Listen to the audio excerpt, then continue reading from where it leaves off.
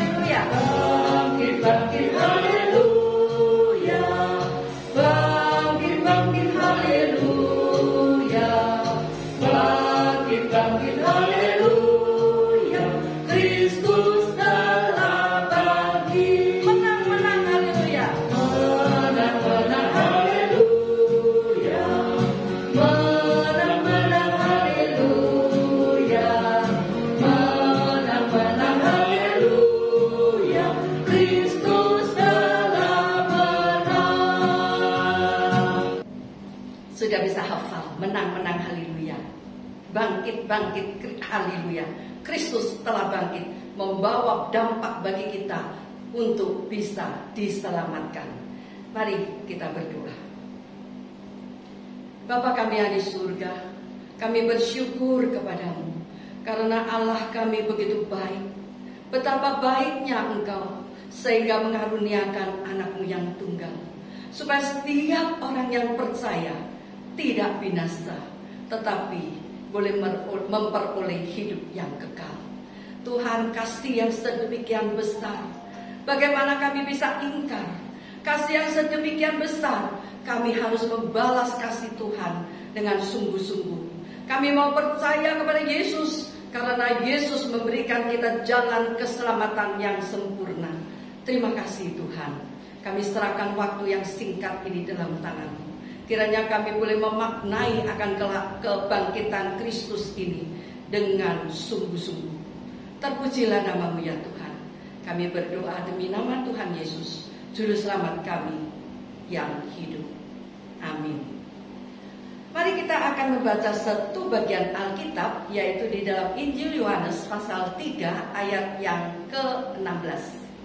Karena begitu besar kasih Allah akan dunia ini, sehingga Ia telah mengaruniakan anaknya yang tunggal, supaya setiap orang yang percaya kepadanya tidak binasa, melainkan beroleh hidup yang kekal.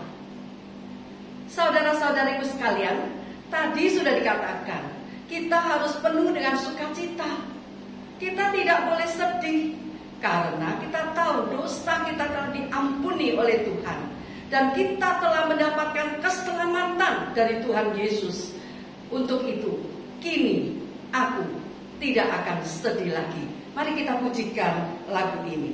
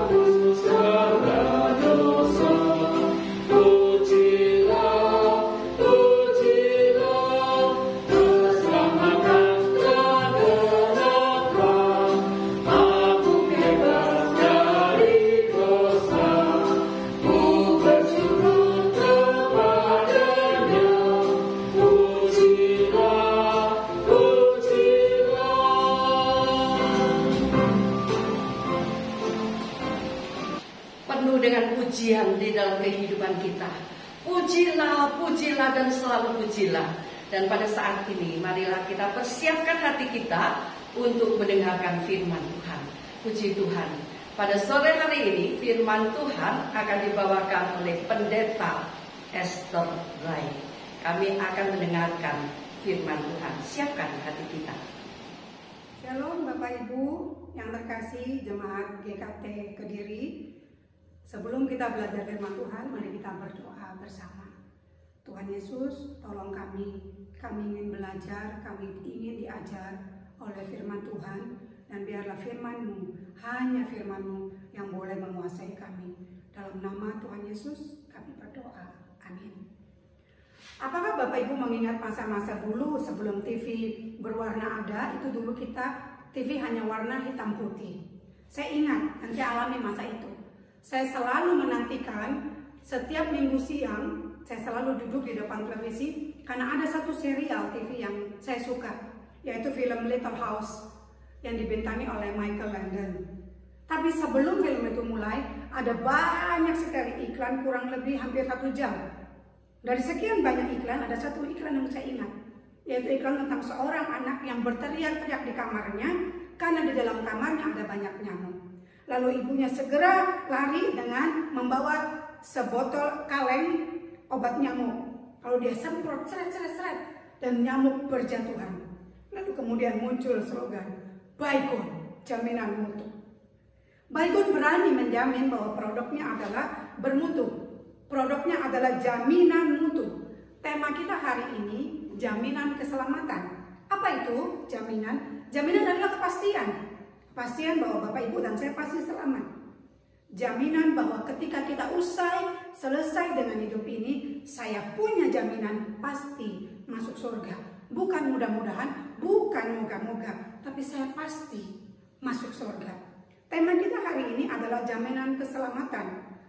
Hal ini mengingatkan apa? Bahwa kehidupan Bapak Ibu dan saya di dunia ini pasti selesai. Dan bagi pengikut Kristus tahu bahwa kematian bukan segalanya. Akan ada kehidupan setelah kematian.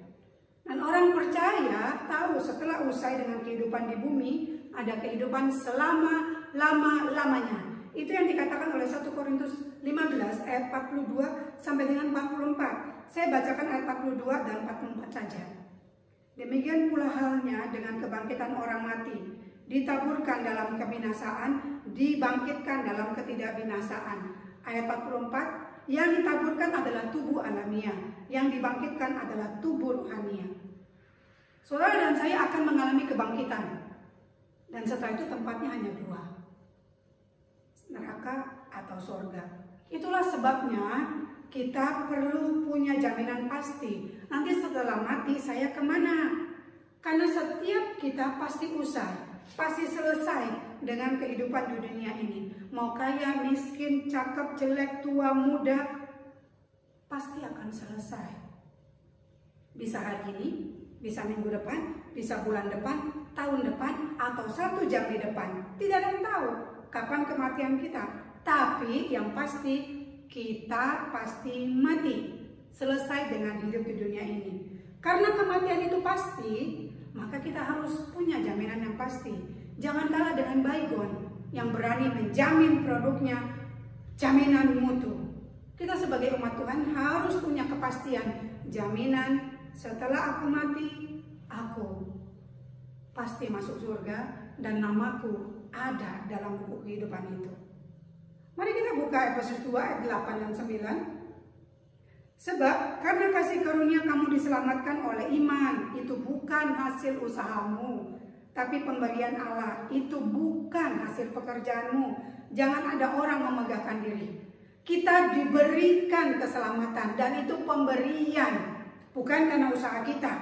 Bapak Ibu dan saya diselamatkan adalah karena kasih, karena pemberian dari Tuhan. Bukan karena besarnya persembahan, bukan karena rutinnya perpuluhan, bukan karena banyaknya pelayanan yang kita lakukan, bukan karena usaha kita, bukan. Semua adalah karena pemberian.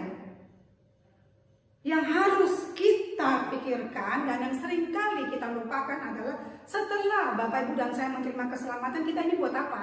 Kita ini ngapain? Apakah kita diam saja? Karena seringkali kita berpikir, oh aku sudah aman, yang penting aku sudah percaya dan aku selamat, lalu kita diam, kita pasif saja. Jangan lupa ada ajaran firman Tuhan tentang talenta. Setiap kita diberikan talenta, jumlahnya yang berbeda. Ada yang 5, ada yang 2, ada yang 1. Semua sama, dapat talenta. Dan apa yang Tuhan mau dari talenta yang Dia berikan kepada kita? Tuhan mau supaya talenta itu diusahakan, dikelola supaya berlipat kali ganda. Bapak Ibu tahu bagaimana nasib dari yang punya 1 talenta, yang Tuhan berikan 1 talenta? Dia nggak curi, dia nggak boroskan, dia nggak foya-foya, dia simpan. Dia simpan dan tidak dikelola. Kita tahu bagaimana nasibnya. Tuhan marah dan Dia dihukum. Kenapa? Karena talentanya disimpan, tidak digunakan, tidak dikelola. Tuhan mau talenta yang Bapak Ibu dan saya punya, yang sudah diberikan, itu dikelola supaya berbuah dan menjadi berkat. Karena kita diberikan kesempatan, kita diberikan keselamatan, diberikan kasih karunia, tapi sekali lagi bukan untuk diam, berpangku tangan, lipat tangan, tapi kita harus mengerjakan keselamatan yang Tuhan sudah berikan itu. Bukan bekerja untuk selamat, tapi kita sudah diberikan selamat, maka kita kerjakan keselamatan yang Tuhan berikan. Tidak dikatakan bahwa keselamatan itu adalah diberikan lalu didiamkan, sama seperti talenta. Tapi Allah mau talenta itu dikelola. Keselamatan yang Bapak Ibu dan saya sudah terima, kita perlu kerjakan supaya menghasilkan buah. Yohanes 5 ayat 24 mengatakan, aku berkata kepadamu, sesungguhnya barang siapa mendengar perkataanku dan percaya kepada Dia yang mengutus aku, ia mempunyai hidup yang kekal dan tidak turut dihukum, sebab ia sudah pindah dari alam maut ke dalam hidup. Ini ucapan Tuhan Yesus sendiri. Dia menjamin, Dia mengatakan bahwa kita akan pindah dari alam maut ke dalam hidup. Syaratnya apa? Jaminannya apa? Pertama, ada kata mendengarkan perkataanku. Arti kata mendengar di sini bukan sekedar mendengar sambil lalu, mendengar secara pasif, mendengar begitu saja, tapi mendengarkan, artinya aktif, memperhatikan apa ajaran Tuhan Yesus. Yang kedua, dalam ayat itu dikatakan juga percaya kepada Dia yang mengutus aku. Ada banyak orang mendengar firman Tuhan, ada banyak orang mendengar pengkhotbah ini bicara, hamba Tuhan ini bicara, tapi nggak percaya. Karena asal dengar tanpa menyimak dengan benar, apa sih yang disampaikan? Karena ada beragam tipe pendengar, dan yang Tuhan Yesus maksudkan dalam ayat ini adalah mendengarkan dan mempercayai. Tindakan mendengar dan percaya itu bentuknya aktif, terus menerus, jadi bukan sekali saja, tapi berkesinambungan. Ada konsep yang selama ini mungkin Bapak Ibu sudah dengar, bahwa percaya pasti selamat. Itu dijadikan pegangan, jaminan bahwa saya sudah percaya, cukup. Lalu dalam hidup tidak berbuah dan tidak menghasilkan buah. Buah apa? Buah roh. Ada satu buah dengan 9 rasa. Ada kasih, ada sukacita, ada damai sejahtera, dan ada rasa-rasa yang lain. Ada 9 rasa dalam satu buah. Harusnya setelah Bapak Ibu dan saya selamat, kita menghasilkan buah roh. Ada kasih, ada sabar, ada kebaikan, ada kelemah lembutan. Sabar ada enggak dalam hidup Bapak Ibu dan saya? Kasih ada enggak dalam hidup Bapak Ibu dan saya? Penguasaan diri ada enggak setelah saya percaya? Kalau tidak, katanya percaya Tuhan, tapi tetap enggak sabaran. Katanya percaya Tuhan, tapi tetap kasar. Katanya sudah selamat, tapi tetap khawatiran. Nggak ada pengendalian diri.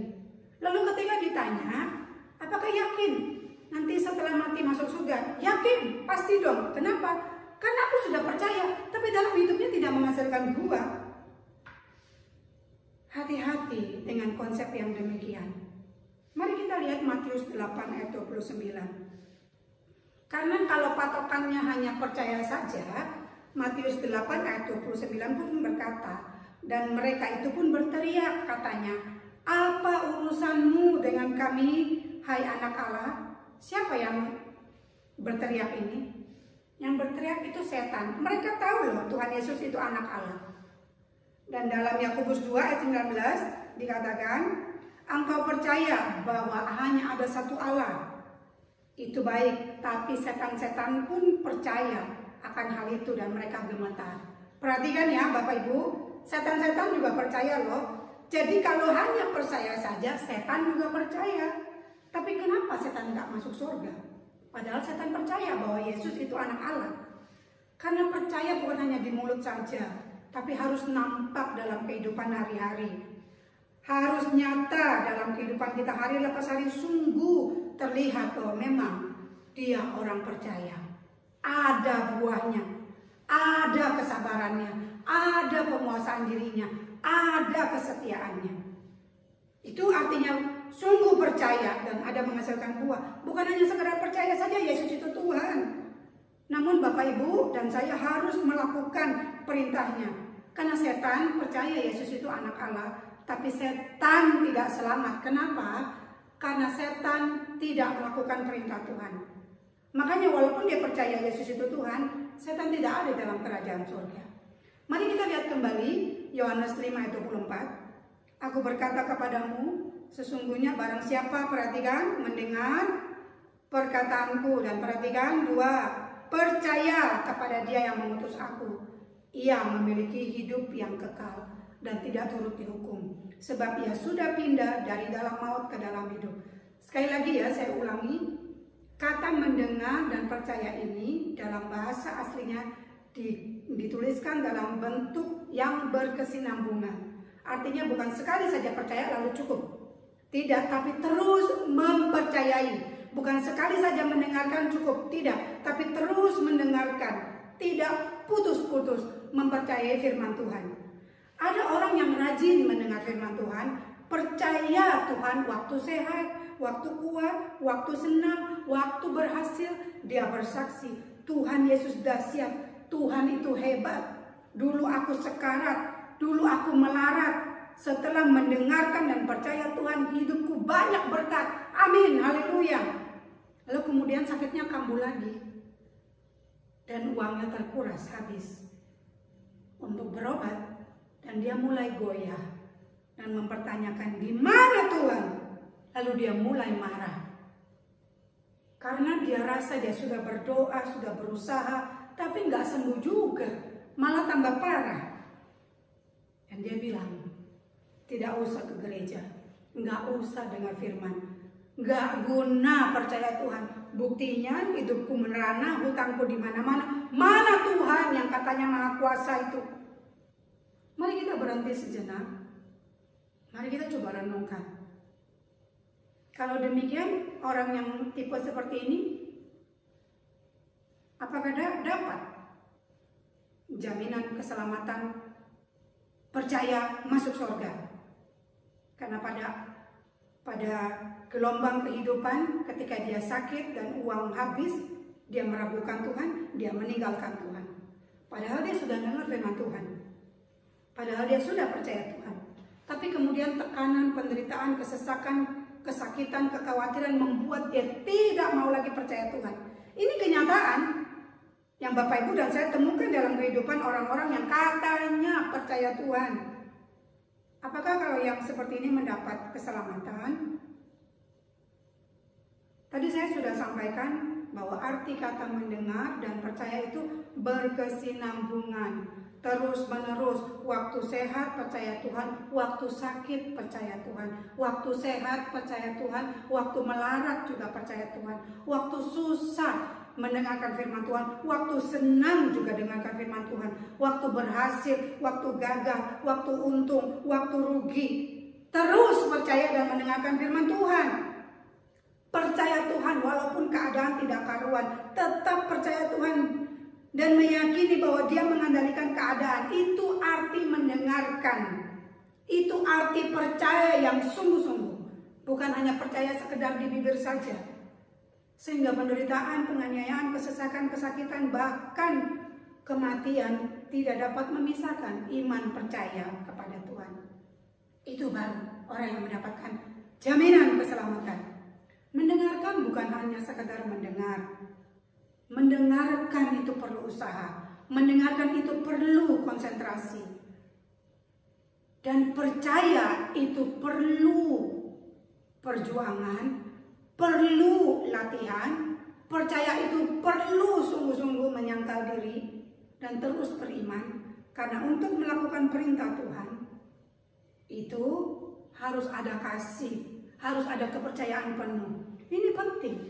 Bukan hanya sekedar percaya di hati, di pikiran, di mulut, tapi tidak ada dalam tindakan. Percaya itu harus nyata dalam tindakan. Karena iman tanpa perbuatan adalah mati. Jangan mati selagi kita masih hidup, karena akan ada kehidupan setelah kematian. Ada orang berkata, saya mah cukup yang penting ke gereja, cukup beri persembahan, rutin kasih perpuluhan. Harus diingat, walaupun kita rajin ke gereja, itu bukan jaminan.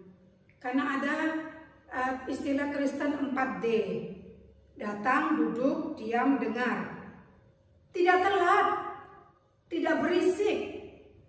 Dia datang, duduk, diam-diam, dengar pendeta lagi khotbah. Tapi begitu selesai, ditanya, tadi pendetanya khotbah apa? Enggak tahu. Loh kok bisa? Bisa, karena hanya datang, duduk, diam, dengar, tidak mendengarkan. Nah, tipe-tipe ini adalah tipe orang Kristen yang baik, rajin beribadah, tidak berisik, tidak mengganggu waktu ibadah. Tapi ingat, baik saja tidak cukup. Karena standar Alkitab adalah baik dan benar. Ada satu kisah ya untuk menolong kita untuk mengerti. Waktu kami menjadi misionaris di Tiongkok, waktu itu saya ingat anak saya yang besar masih kelas 1 SD. Kami pindah dari China Tengah, kami pindah ke utara. Nah, anak saya kelas 1 SD, dia sekolah. Kemudian berapa hari kemudian kami dipanggil oleh wali kelas. Lalu diberi penjelasan, Bu, anak ibu begini. Tahu apa yang anak saya buat? Rupanya ketika ujian, anak saya memberikan contekan ke teman sebangkunya. Lalu ketika pulang saya tanya kepada anak saya, suami saya bertanya, kenapa kamu kasih contekan? Lalu dia jawab gini, kan papa mama ajarkan, kita harus buat baik, kita harus menolong orang yang tidak mampu. Nah kemarin itu aku lihat, sudah mau kumpul, temanku masih kosong, dia nggak bisa isi. Kan papa mama ajarkan aku harus bantu, harus baik sama orang. Bapak Ibu bisa mengerti? Anak saya baik, tapi tidak benar karena memberikan bantuannya waktu ujian. Nangkap ya ilustrasi ini. Bapak Ibu dan saya bisa rajin ke gereja, bisa rutin beri persembahan, bisa aktif pelayanan, tapi dasarnya apa? Kalau baik saja tanpa pengertian yang benar itu tidak cukup. Dasar yang baik banyak, karena sungkan, karena cari teman, karena kesibukan, tapi bukan yang benar-benar rindu untuk melayani Tuhan. Kalau selama itu kita lakukan dasarnya baik saja, tapi nggak benar, itu bukan jaminan. Tuhan memanggil Bapak Ibu dan saya untuk menjadi baik dan benar. Kalau ukurannya baik saja, anak saya baik, anak saya menolong temannya, tapi tidak benar. Jadi harus diingat ukurannya bukan hanya baik saja, tapi juga harus benar. Baik dan benar itu harus sungguh-sungguh berjalan berdampingan. Jadi ke gereja bukan hanya untuk cari teman, ke gereja bukan hanya untuk cari kesibukan. Itu baik, tapi harus benar. Yang benar bagaimana? Begini, mendengarkan firman Tuhan, orang yang sungguh percaya Tuhan mengerti bahwa ketika saya selamat, ketika saya diselamatkan, itu pemberian dari Tuhan, dan bukan saya harus diam saja. Karena saya sudah selamat, saya rindu orang lain pun diselamatkan. Karena saya sudah percaya Tuhan dan mengalami begitu banyak pertolongan Tuhan, saya rindu teman saya, tetangga saya juga mengalami hal yang sama. Hal itu harus menjadi dasar benar bahwa saya ke gereja bukan hanya sekedar isi kesibukan, tapi saya ke gereja karena saya memiliki kerinduan untuk bersekutu kepada Tuhan. Jadi dasar utamanya yang benar adalah kerinduan kepada Tuhan. Bukan sekedar cari kesibukan, bukan pelarian, bukan sekedar cari teman, atau bukan sekedar kewajiban, tapi sungguh-sungguh yang benar-benar adalah aku rindu. Aku cinta Tuhan, makanya aku rindu persekutuan. Aku rindu melakukan perintah Tuhan. Aku rindu ke gereja karena di sana ada persekutuan. Dan nanti di sana aku bisa ketemu dengan teman-teman seiman. Itu baru benar. Jadi jangan dibalik-balik. Ke gereja untuk cari teman, ke gereja untuk pelarian, bukan. Pertama yang benar adalah karena Tuhan. Nanti di sana saya dapat teman, saya punya kesibukan, itu hal berikutnya. Dasar yang benar adalah karena kasih kepada Tuhan, bukan karena kewajiban, bukan karena ritual. Karena ketika dasarnya tidak benar, maka apa yang Bapak Ibu dan saya lakukan itu akan menjadi ritual saja, kewajiban yang memberatkan dan membosankan. Contohnya begini, sama seperti waktu Bapak Ibu dulu pacaran, kita rindu kan ketemu dengan kekasih pujaan. Seminggu sekali apel tuh kelamaan.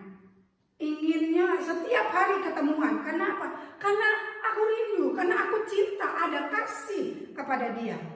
Malam minggu bukan lagi kewajiban, malam minggu bukan tuntutan, tapi malam minggu adalah kebutuhan. Karena aku rindu bertemu dengan dia. Ketemu pacar bukan ogah-ogahan, ketemu pacar adalah kerinduan. Nah demikian juga kita dengan Tuhan, dasarnya adalah kerinduan. Saya ke gereja, saya bersekutu, saya pelayanan, saya memberikan persembahan, saya mengembalikan perpuluhan, dasarnya bukan kewajiban, tapi karena kerinduan. Itu yang benar. Saya rindu bersekutu dengan Tuhan, saya rindu bersekutu dengan umat Tuhan. Konsepnya benar, fokus utamanya adalah Tuhan. Nanti kemudian di gereja ketemu teman, nanti kemudian di gereja kita punya kegiatan, itu berkat tambahan. Utamanya adalah Tuhan. Hal yang sama juga dengan berkat. Banyak orang ikut Tuhan, banyak orang ke gereja karena mau dapat berkat. Konsep menabur disalahartikan.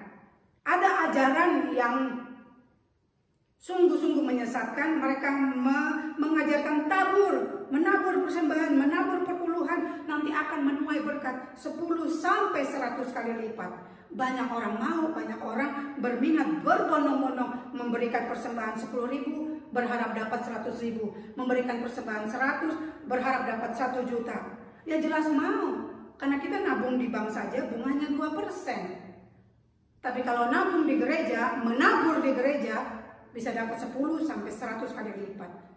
Konsep ikut Tuhan yang benar bukan mengejar berkat. Ingat, Tuhan itu sumber berkat. Dia bisa memberkati saudara dan saya Tuhan rindu memberkati umatnya, tapi bukan karena berkatnya kita datang kepada Tuhan. Yang menjadi utamanya adalah karena Tuhan, Dialah sumber berkat. Bapak Ibu cukup bisa mengerti poin ini, karena ada banyak orang ikut Tuhan dengan konsep yang masih kurang tepat. Dan kemudian dikacaukan dengan konsep bahwa percaya pasti selamat.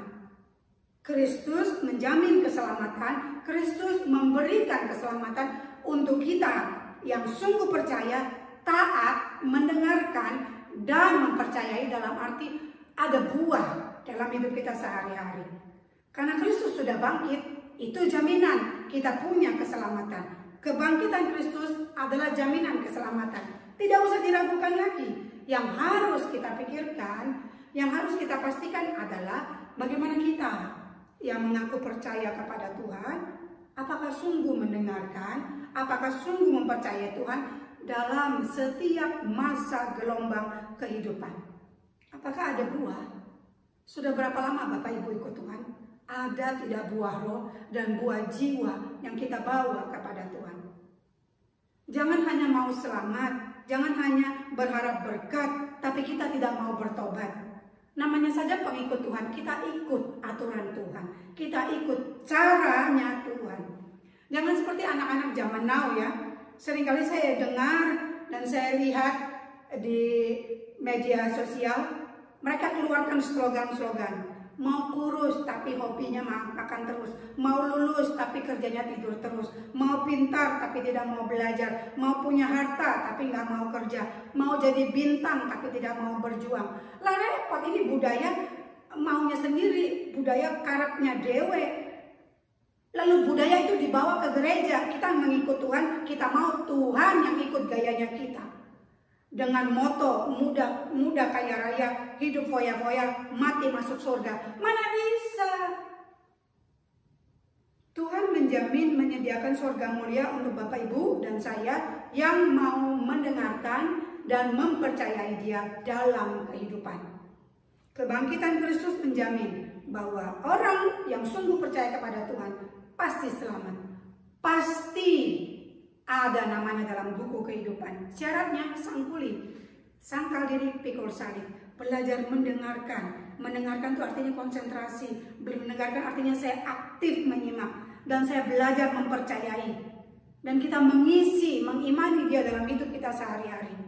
Sehingga kita tidak jadi orang Kristen yang karbitan, tidak jadi orang Kristen yang musiman, tidak jadi orang Kristen yang ikut-ikutan, tapi sungguh menjadi orang Kristen yang militan, yang bisa melawan godaan, karena kita memiliki firman Tuhan. Sebelum saya menutup bagian firman Tuhan ini, saya ingin mengingatkan bahwa kematian itu pasti. Memang waktunya itu misteri. Belum tentu yang sakit itu mati duluan. Belum tentu Bapak Ibu yang usianya jauh lebih banyak dari saya itu pulang duluan. Mungkin bisa saya yang mati duluan. Tidak ada yang tahu pasti. Tapi yang pasti setiap kita pasti mati, pasti usai, pasti selesai dengan kehidupan. Oleh karena itu kenapa kita perlu punya jaminan yang pasti. Bukan mudah-mudahan, bukan moga-moga, tapi pasti. Kapan saja maut menjemput, saya siap. Karena aku sudah punya jaminan. Kemana aku pulang, kemana aku pergi setelah kematian. 1 Korintus 15 ayat 58. Karena itu saudara-saudaraku yang terkasih, berdirilah teguh, jangan goyah, dan giatlah selalu dalam pekerjaan Tuhan. Sebab kamu tahu bahwa dalam persekutuan dengan Tuhan, jerih payahmu tidak sia-sia. Mari kita berdoa. Tuhan Yesus, kami mau bersyukur untuk bagian firman Tuhan yang mengingatkan kami bahwa kami menjadi orang Kristen, menerima anugerah keselamatan, bukan berarti kami diam-diam saja. Keselamatan yang sudah Tuhan berikan perlu kami kerjakan supaya menghasilkan buah berlipat kali ganda. Bagaimana cara mengerjakan? Ketika ada badai kehidupan, kami tetap mempercayakan Tuhan. Ketika kami mengalami sakit penyakit dan mengalami penderitaan, kami tetap tidak goyah. Kami memilih tetap percaya Tuhan. Ketika ada hal-hal yang mengganggu dan memancing emosi kami tetap percaya Tuhan, dan pengendalian penguasaan diri keluar dalam hidup kami sebagai buah roh. Itu tanda bahwa Tuhan sungguh ada dan kami mendapat jaminan keselamatan. Tuhan, kami percaya padamu, dan biarlah kehidupan ini sungguh mengasah dan menolong kami belajar berharap kepada Tuhan. Dan ketika kami selesai dengan hidup ini, kami menantikan dan kami akan menikmati hidup bersama-sama dengan Tuhan di sorga yang mulia. Tuhan berkati Bapak Ibu. Tuhan tahu pergumulan mereka. Tuhan tahu bagaimana kehidupan yang harus mereka masih jalani, supaya mereka tetap berpegang kepada Engkau. Saya berdoa, Tuhan kuatkan mereka, Tuhan ingatkan mereka bahwa jaminan keselamatan itu hanya ada pada Tuhan. Berpeganglah pada Tuhan.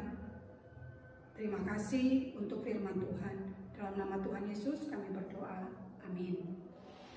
Kita ucapkan terima kasih kepada Pendeta Esther Rai yang telah membawakan firman Tuhan, dan tentunya menjadi kekuatan, menjadi berkat bagi setiap kita.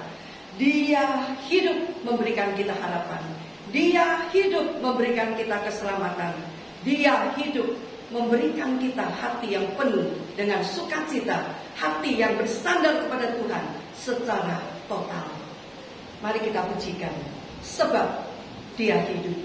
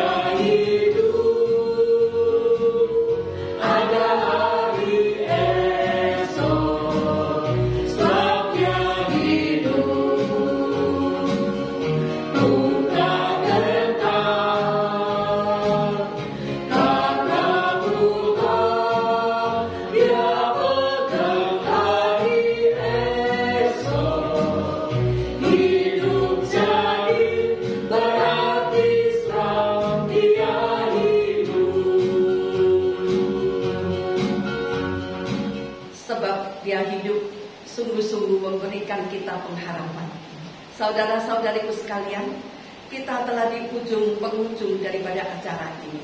Kita akan bersama-sama mendengarkan pengumuman, doa berkat dan doa penutup yang akan dipimpin oleh pembina Usia Indah, Pendeta Daniel Sutrisno. Pada Bapak Ibu, yang tergabung dalam Komisi Usia Indah Johnson, saya menyampaikan selamat Paskah. Kiranya kebangkitan Kristus memberikan semangat bagi kita, karena dialah satu-satunya juru selamat yang sudah mati, bangkit dan hidup selamanya. Dia mengerti kita, dia peduli kita. Jadi Bapak Ibu yang dikasih oleh Tuhan, saya sampaikan beberapa pengumuman, yaitu Komisi Usia Indah Johnson untuk bulan depan. Kita akan bersama-sama beribadah di gereja, yaitu di Jalan Diponegoro nomor 14. Tetap Selasa yang keempat, yaitu pukul 4 sore. Demikian juga Bapak Ibu sekalian yang ingin memberikan persembahan untuk Komisi Usia Indah Johnson, kami persilahkan bisa diberikan melalui ibadah hari Minggu pukul 10 sampai 12 siang. Demikian pengumuman. Mari kita arahkan segenap hati kita kepada Tuhan dan terimalah berkat-Nya. Kiranya berkat Paskah, kematian dan kebangkitan Kristus yang memberikan jaminan keselamatan bagi kita, yang berasal daripada Allah Bapa, kiranya memberikan kepada kita pengharapan yang pasti dan tetap hidup di dalam Dia sampai selama-lamanya. Allah Roh Kudus menopang kehidupan kita untuk tetap percaya, mengandalkan Tuhan mulai hari ini bahkan sampai selama-lamanya. Amin. 我要永永远远爱着耶稣，我要永永远远爱着耶稣。虽然生命中狂风和暴雨接连不断啊，我仍然永永远远爱着耶稣。哦，天父，天父，是我呀您儿女，是我一生都配得您恩典哦。哦，天父，天父，是我呀您儿女，是用我符合天父您的旨意。天父，天父，是我呀您儿女，是我一生都配得您恩典。哦，天父，天父，是我呀您儿女，是用我符合天父您的旨意。